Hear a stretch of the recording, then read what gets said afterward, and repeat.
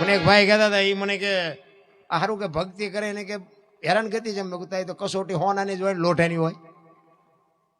હારા માર્ગે ચડો તો કસોટી તો થવાની જ. હા, અને હોનું તોલે મળે છે અને તોય કસોટી, અને લોઠા મણી કે મળે છે. હા, એ હોનાના લોટાનું બાપુ બધી ધાતુ જ છે, પણ કિંમત તો અલગ જ હોય ને. એક દૂધ હોય એમાંથી બાપુ દૂધ માંથી બધું બને, દહીં બને, છાશ બને, ઘી બને, ભાવ બધાને અલગ અલગ હોય ને એકમાંથી જ બન્યું હોય. હા, એમ તમે તમારી હાથ પેઢીમાં એક ખટારો ભરાય એટલા છોકરા હોય, પણ બધા નો હરખા હોય. અમુક અમુક તો આપણે એમ આના સકન ન લેવાય, અને અમુક અમુક કે ને આનંદ કહે પરમાનંદા માણે માણે ફેર એક વિદેહ ગયો ને વેર અને એક પાએ નો.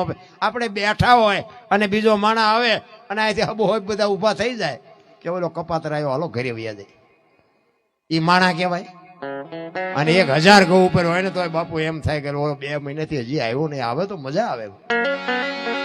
એ માણા આ માણા જીવન એવું જીવાય બાપુ. આપણે આવ્યા પછી જેમ દીવાની પાસે પતંગિયાને કેવું ન પડે, અહીંયા બળી જાય તો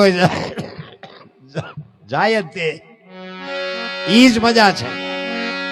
એટલે જે સત્ય છે ને એની રાહે તો બાપુ દુનિયા આવવાની આવવાની ને આવવાની, પણ તમારી પાસે સત્ય હોવું જોઈએ.